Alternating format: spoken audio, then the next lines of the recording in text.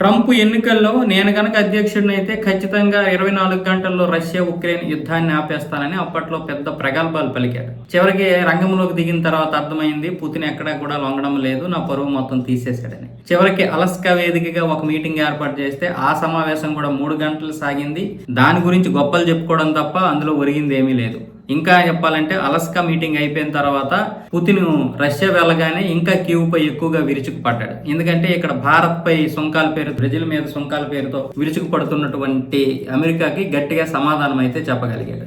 ఇప్పుడు మళ్ళీ మొన్నేమొచ్చేసి కొన్ని డ్రోన్లు 400 డ్రోన్లతో ఎంతో బాగా దాడి చేశాడు. ఇప్పుడేమొచ్చేసి 598 డ్రోన్లు 39 తేలికపాటి క్షిపణులతో దాడి చేసి దాదాపు 16 మంది చనిపోయారు, 40 మంది గాయపడ్డారు ఇప్పుడు ఉక్రెయిన్లో, కీవ్లో. ఇప్పుడు దీని గురించి జెలెన్స్కీ మాట్లాడుతూ అసలు యుద్ధం ఆగే ప్రసక్తి లేదు, ఆపే ఉద్దేశం పుతిన్కి లేదు. సరే, మరి ఇప్పుడు ఎంతమంది చాలా మంది శాంతి మంత్రం జపించారు, యుద్ధాల యుగం కాదని ఈ రోజు అన్నారు, చాలా మంది అన్నారంటూ మోదీని అయితే ఉద్దేశించి జెలెన్స్కీ మాట్లాడాడు. మరి వాళ్ళందరూ అడిగారు కదా, మరి రండి సార్ ఇప్పుడు పుతిన్ అడగండి, యుద్ధాలు ఆపమని చెప్పండి, శాంతిని కోరుకోండి అంటూ మోదీతో పాటు మరి కొంతమందిని ఉద్దేశించి అయితే ఈ రోజు జెలెన్స్కీ తన యొక్క అక్కస వెళ్ళగెక్కాడు. కానీ మోదీ ఏం చేస్తాడు? మోదీ చేయాల్సిందంతా చేయగలడు, కానీ ఇప్పటికే మీ ట్రంప్ చేయాలి కదా.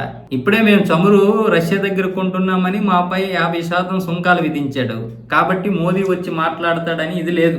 యాక్చువల్లీ భారత్ పై ఎంత దినిగా మాట్లాడావు నువ్వు, నీకు జరగాల్సినటువంటి శాస్తి ఇదే. కాకపోతే ఇంకా నరేంద్ర మోదీ వచ్చి మీకు మేము అండగా ఉంటాము, ఇది యుద్ధాల యుగం కాదు, అందరం కూడా వాణిజ్యంలో ముందుకు వెళ్ళాలి, పోటీ ఏర్పడాలి, వాణిజ్యంగా పోటీ చూసుకోవాలి తప్ప ఇలా యుద్ధాలు చేసుకోకూడదని చెప్పాడు. కానీ మీరు భారత్పై వెళ్ళగెక్కినటువంటి అక్కసు పుతిన్ వినట్లేదు కాబట్టి మీరందరూ ఇప్పటికీ మోదీని ఒకవైపు ప్రశ్నిస్తున్నారు, మళ్ళీ మోదీని రిక్వెస్ట్ చేస్తున్నారు. ఇదంతా చూస్తే ఎట్లా ఉందంటే ఇక ట్రంప్ వల్ల ఏదీ కాదు, ఆ మోదీనైనా పట్టుకొని పుతిన్ని కంట్రోల్ చేయాలి.